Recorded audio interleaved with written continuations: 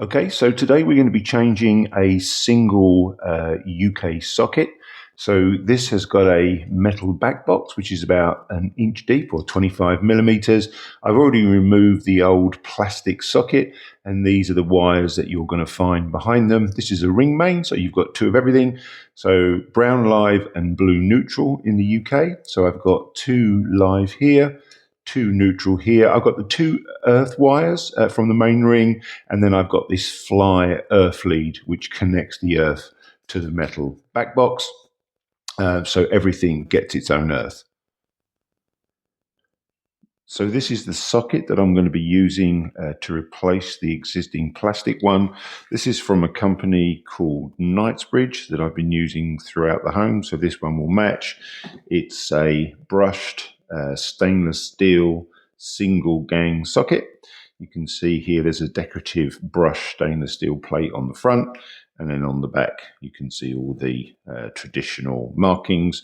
So you've got an earth tab here, and then you've got two terminal sockets here, one for live and one for neutral. They don't show up that well in the light, but this one is neutral and this one is live. To remove the decorative faceplate before assembly, you just need to use a screwdriver and just pry off with a quick turn the faceplate, like so. It's just held on with these spring clips here, and then you can see the chassis of the socket. So let's go ahead and install this. Now, before you get to this stage, safety first, of course. So the first thing you need to do is switch off the relevant circuit at the consumer unit, as I've done here. And then if you've got one, you can also double check with a plug-in ring main tester. I haven't got one of those to hand, but what you can do, of course, is just use a multimeter if you've got one. I've already tested this to confirm that it is not live, so this is completely safe for me to work on. So let's go ahead and start to install the single socket. So just as a reminder, here's the back of the socket that we're going to be installing. You've got the live terminal on the right here. You might not be able to see it, but there is a printed L symbol. Over here is the neutral. Again, you can just about make out the letter L.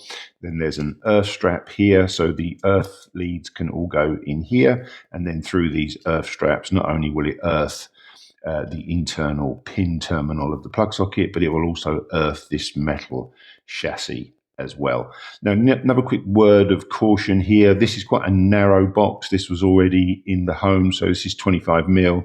So you don't want these wires too long, otherwise they're going to be squashed in there, and you could have potential issues with chafing of the insulation. If I was installing this new, as I have been around the house, I would put the maximum depth in there, which is about 47 mil, giving you lots of room for wires and breathing space, and perhaps any smart technology later on. Anyway, let's go ahead and start to wire this up.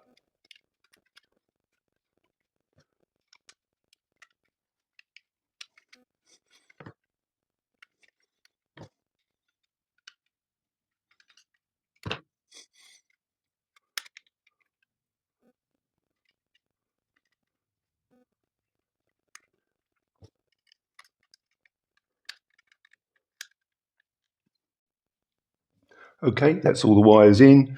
Just a few points for safety. Let me just bring the camera around so you can get a better view. When you put these in, make sure you just strip about 10 millimeters, 12 millimeters of the insulation of the cable to leave the copper core. Just put that in enough so all the copper core is inside the terminal, but don't push the insulation in. You do not want to clamp the terminal screws on the insulation, as that's going to cause you some continuity problems. And then give everything a nice tug after you've done it to make sure it's clamped in nicely. Once that's done, we just need to maneuver that in very gently, just gently caressing the wires into the back of the back box. And when you do, just make sure you don't leave any of the wires directly behind these screw tabs, as when the screws actually go in, if the cable is directly behind it, it can chafe it, and then you can have a short problem on your hands. So let's go ahead and just gently push this into place. So just before I do that, if I just give you a quick peek inside there, you can see the wires are folded back just gently. No aggressive crimps, just nice gentle curves. And you can see that the wires, neutral, live and earth, are nowhere near those tabs. So we just push that in. And then once we push that in, we'll connect those with the 3.5mm screws that are provided. So let's do that.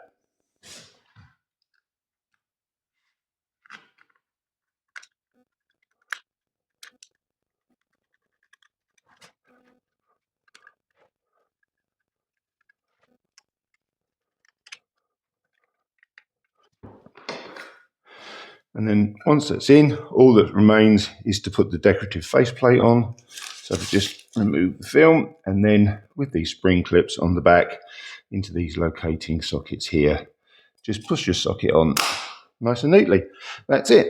Faceplate successfully fitted. All I need to do now is turn the power back on. And as I say, if you've got one of those socket testers, you can do that. If not, you could use a multimeter to test it. I hope you found that video helpful. If you did, please consider subscribing and maybe hit that notification bell so we see each other in the next video. Take care, everybody.